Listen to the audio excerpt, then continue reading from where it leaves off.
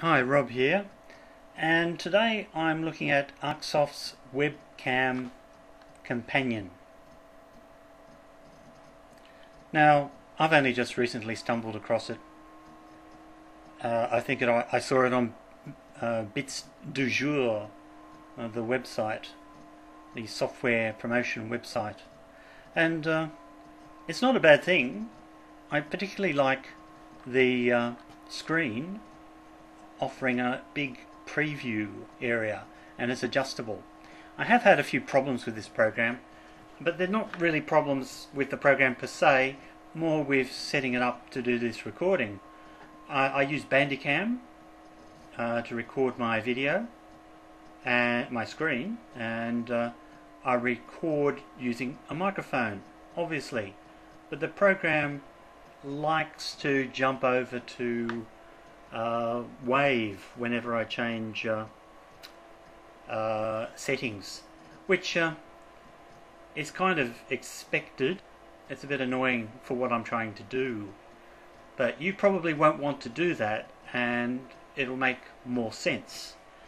Other programs, and you may have seen that E2E Soft's VCam Manager had just appeared and disappeared over here on the left, but that program actually warns you and asks you to choose which recording or audio setting you want.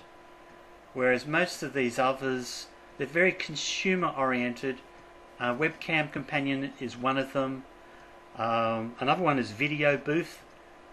Recommend checking them out, getting trial versions, and seeing whether it does what you want. Now, what it does do, and what these sorts of webcam tools do, is they apply masks and effects to your webcam, your USB camera, or any other feed that you might be able to stream into that program. It'll also load them. This program itself, Webcam Companion, will save, and you can reload what you've just saved, and you can do minor, simple editing, which is quite a nice feature. But there's a degree of adjustability here, which is nice, but it's a consumer product. It's aimed lower rather than higher. Now, for what I'm trying to do, I'm really looking for effects which I can't get from other programs, or capabilities and effects which are otherwise too expensive. If I can get them dirt cheap, then I will. This here on the screen at the moment is a demonstration of the sort of consumerist bent of this program. It pops up with cartoony type things which really don't interest me. You may be able to get in there and edit the various masks. Here you can see the masks coming up on the screen. It does picture in picture, but there's not a lot of control over it. And why you'd want to do this, I'm not too sure. I guess it's a lot of these programs have this option, and you basically morph or layer your own face onto other people's or other objects' faces or whatever. If you want to put your face on an old master or some woman you've never seen before, fine, sure, that is fun in a sense, but it's not my cup of tea. I'm just showing it to you so that you know that's what it does. Video Booth does something similar, and then there's sort of the next level up in some ways with Webcam Morpher and certainly with VCam, which is a huge leap over this, particularly in terms of the filters that it comes with. You know, it's easy to use. I don't really love it, but it's a bit of a change from some of the plainer, older looking interfaces. Here you can see the masks, very cartoony. Hopefully you can get into the file, add new ones, and edit these perhaps, so that they are useful to you. But they're not my cup of tea. They're not really something that I use. The effects are quite interesting though. There are a couple of good ones. Nothing near the quantity or quality of VCam, but they work and they'll jazz up your web stream, so it may be what you want. You need to shop around, download some trials. You know, the sort of editing you can do here, it's fairly useful. I'm demonstrating these sliders which basically edit the ends of your video. You click save and bingo, you've edited. It's not sophisticated. You can do a lot more with a pure editor, but it's nice to see it here. Most other programs don't offer any editing at all. So, and you probably don't want it. I mean, it's up to you. Do you want to edit? Do you want the time? Do you want to spend the time and learn how to edit your film? I certainly not in this market, which is the low-cost webcam market. Now here, I'm just noting that the sound dropped out, and I'm recording over the top of this.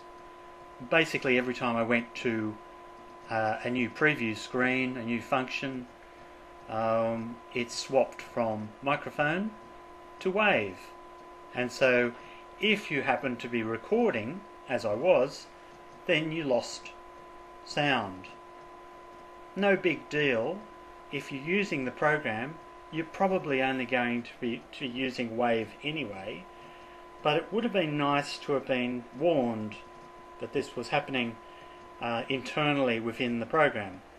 Alas, there was no such warning, but that's to be expected. You don't get any warning with Video Booth either. It just switches over. As I said earlier, E2E Soft's VCam is more powerful and does give you that sort of control over your audio settings. It warns you. This program also offers video monitoring, and so you can hook it up to record at interval. It takes snapshots, so it's kind of a security feature. And once again, the sound was lost there, but as I say, I'm recording over the top, so it doesn't matter. And it'll also be motion sensitive. It'll react to something appearing in front of your webcam and start recording. So, you know, these aren't functions which you may not find elsewhere. In fact, you can find them in numerous programs and often with better implementations. But it's nice that it's there. It's one program which seems to have quite a suite of applications here built in. So that's goodness.